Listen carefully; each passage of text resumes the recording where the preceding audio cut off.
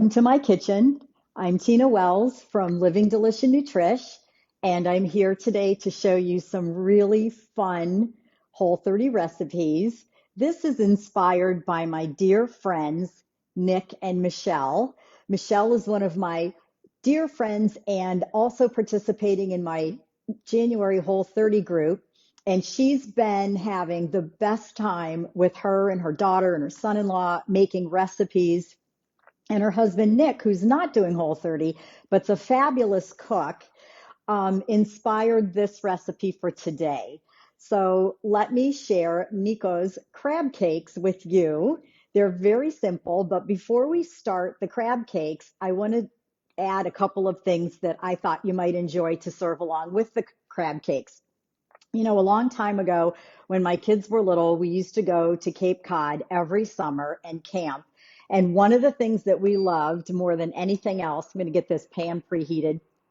One of the things we loved more than anything else was doing some camping and buying local things. There was a little jam shop that was close to our campsite, and we would go there and buy different jams to have for breakfast. But our favorite was the jalapeno jam, which was hot, spicy. We would buy fresh fish and cook it on the campfire and slather the fish with that delicious jalapeno jam, and it gave the fish on that fire just the perfect spice. And it's one of my husband's favorite food memories. So the other day I was thinking about that jam and I thought, I don't have a lot of peppers, but I have this fabulous convenience item. It's organic roasted tomatoes and chili peppers from Rotel, and it's a 10-ounce can. So I thought, I'm just going to try and do this jam with this recipe. So the first thing I'm doing is adding some tomatoes, these tomatoes, to the skillet. And I'm using a skillet rather than a saucepan because I like to spread out the surface area. I want to reduce the liquid out of this a little bit. I didn't want to throw it all away because it has so much flavor in it. So I'm just going to simmer it here. First, I'll bring it up to a boil and then we'll simmer it.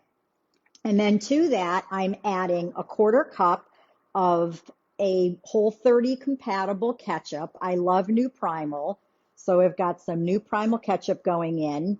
It's sweet from the tomatoes on its own. It doesn't have any additional sugar or sweetener. And I think once you start eating this kind of ketchup, that other ketchup with the high fructose corn syrup is going to taste really sweet and you won't like it as well. But that's my opinion. And then the last thing I'm going to add, these tomatoes and peppers, these chilies are pretty spicy, but why not give it a little extra kick? And I love this sriracha. It's actually sweetened with date paste. So I'm just going to give it a little squirt, about a tablespoon. If you like it spicier, go ahead and add more. And I'm just going to give that a stir so everything is combined. And we're just going to let that go. While it's doing its thing, I'm going to show you the crab cakes. The last thing that we'll add once that reduces is a little grass-fed gelatin. So before we move on to the crab cakes, let's talk about that. These are two different kinds of grass-fed gelatin. It's essentially the same product. This is a name brand. It's called Zint. It's very good. And this is what I buy from Thrive Market. I love Thrive Market. Anything that they private label is fine by me. I have loved everything that I've tried so far. Their tapioca flours, the almond flour, anything like that. These kind of dry goods that they private label, even their coffee. We love their French roast organic coffee. So the grass-fed gelatin is going to go into the tomato jam. It's going to give it that nice thickening quality, and you get the added benefit of some grass-fed gelatin, so you get that collagen for digestion.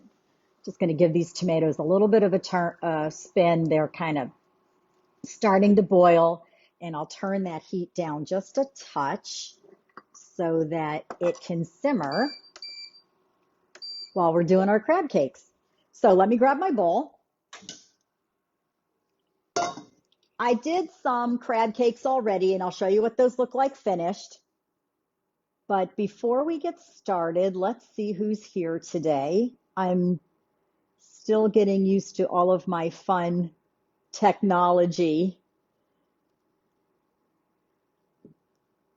And let's see where we are. Here we are.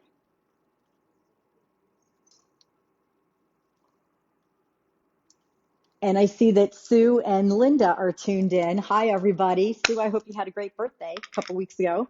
My husband's twin sister. Okay, so here's what we're starting with. We've got 8 ounces of crab claw meat. Just going to put that right into this bowl. I did go ahead and pour off some of the liquid. There was a little liquid floating on top, so I did go ahead and take that off. And then lump crab meat. So those both went in together.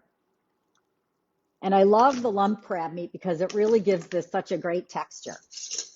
Next, I'm going to add half a cup of avocado oil mayonnaise. You know, this is my preferred mayonnaise because I just really enjoy mayonnaise, anything creamy, but this gives it that added benefit of being a healthy fat from a healthy cold pressed oil.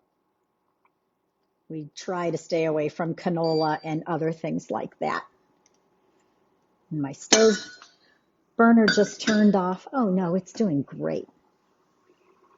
This is multitasking, okay? I like to have more than one thing going at once so I can get it all done at the same time.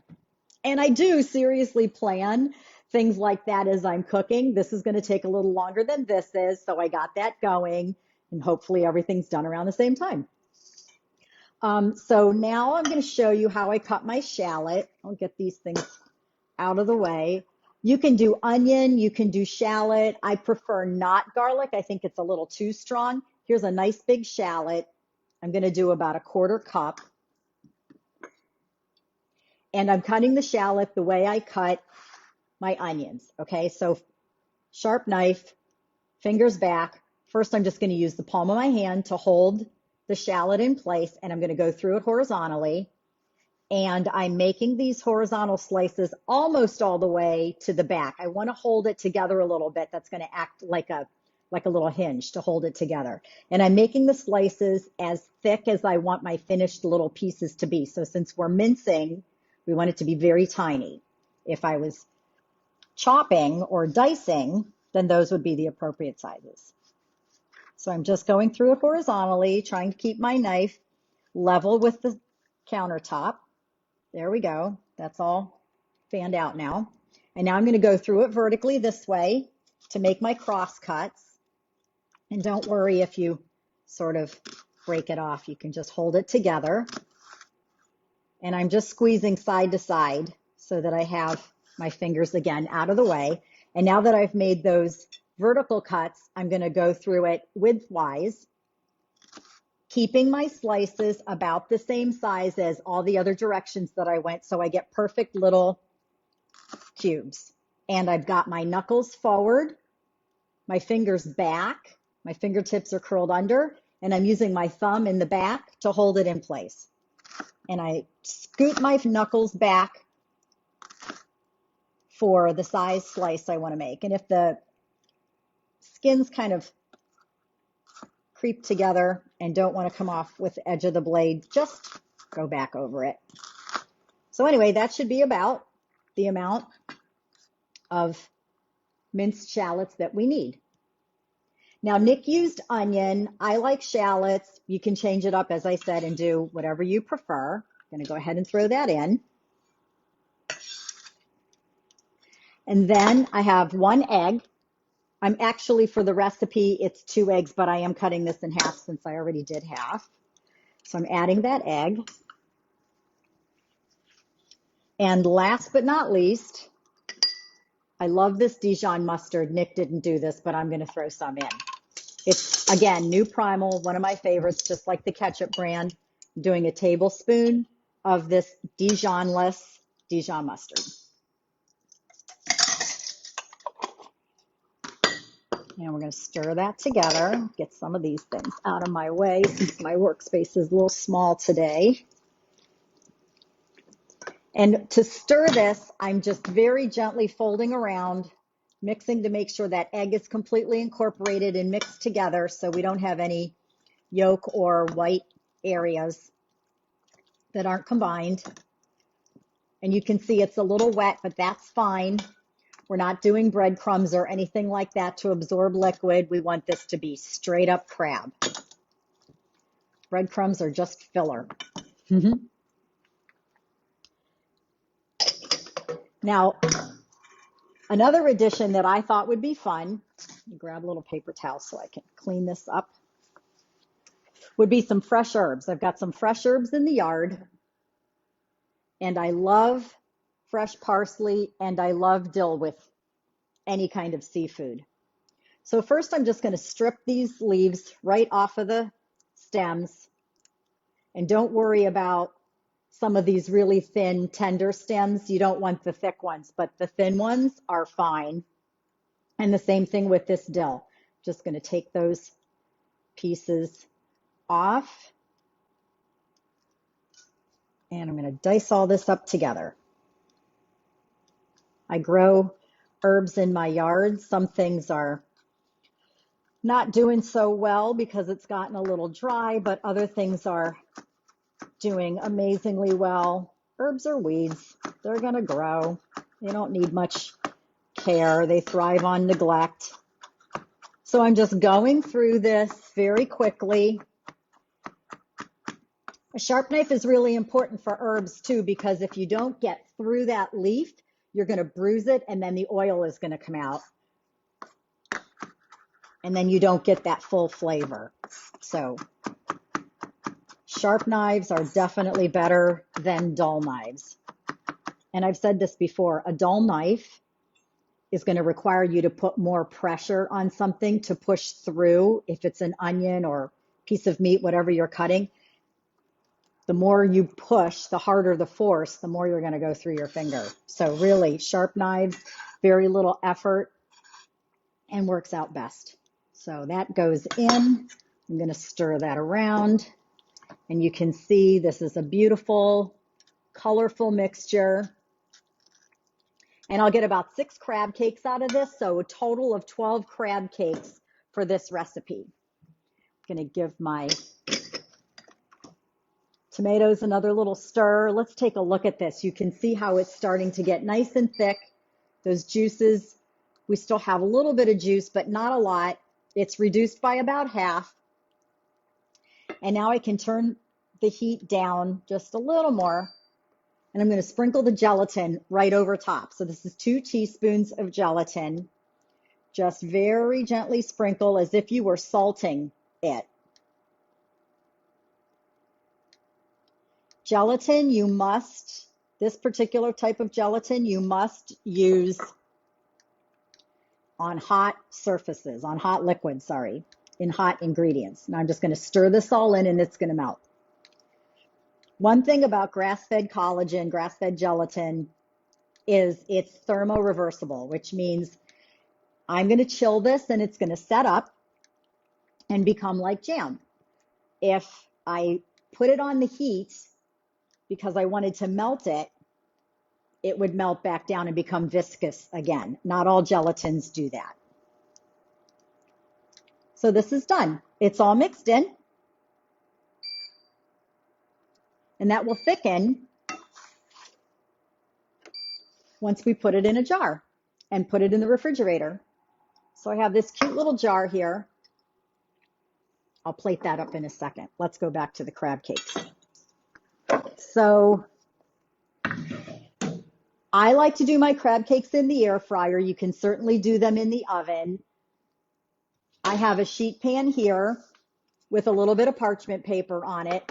You could spray it. I think parchment works well with or without the spray, so it's totally up to you. And of course I have my portion scoop. I love these portion scoops. You've seen me talk about these 100 times. So we're just going to use this to measure out equal size crab cakes. If you don't have a portion scoop, you can use a measuring cup. I just like to make sure everything's very uniform. They cook more evenly and everybody gets the same size portion. We used to use these for cookies when I was baking. And I just used the edge of the bowl to make it nice and level. And I'm just going to drop that on there and use the back of the scoop to lightly flatten it. I like them a little thick. You can see how that looks. I'm just going to go ahead and scoop out the rest of these. And these will go in a preheated 375-degree oven, or if you prefer, the air fryer. Well, we only got 5 out of those today. See what's left in the bowl? I used to have a chef that would say, that's another 50 cents, and make me scrape out the bowl till it almost looked clean. It didn't even need to go to the dishwasher. But he was right. Look how much is left. We're going to add that to this one. So these, again, are going to go into the air fryer or into a 375-degree oven for 20 minutes total. The air fryer could be a little less time. It just kind of depends on which cooking method you're doing and your particular brand or your particular appliance. About halfway through cooking, these will get flipped over and then they're done. And you can easily make a bunch of these and reheat these as well. I'm going to just put these on the rack and I'll show you what they look like finished.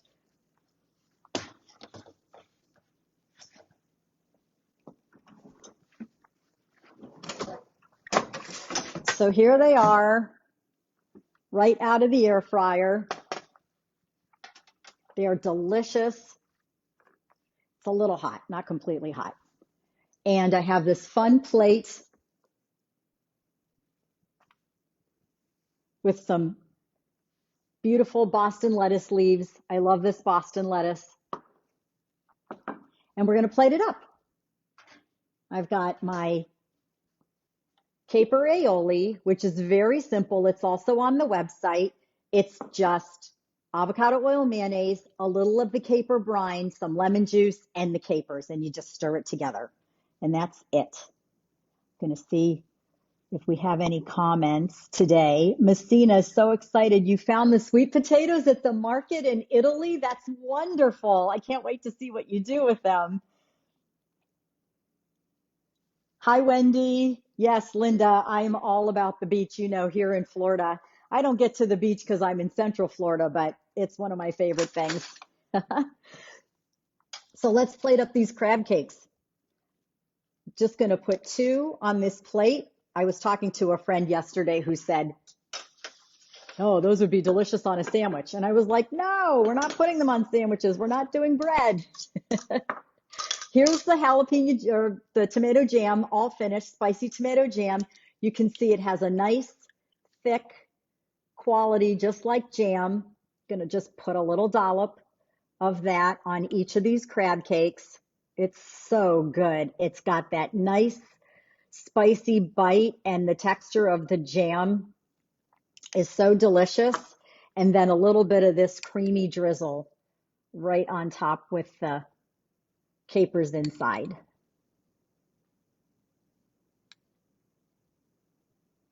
That looks like an $18 appetizer at your favorite restaurant, does it not? No breadcrumbs, a little bit of egg, 100% crab, some delicious toppings. You can make these at home very quickly. Try it. I know you'll love it. I'm so proud of my Whole30 group. We just have a few days to go before we start reintroduction, and they've done amazingly well. We're all in it together this time.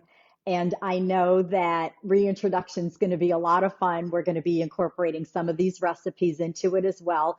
Be sure to follow me on Living Delicious Nutrish here on Facebook, also on Instagram.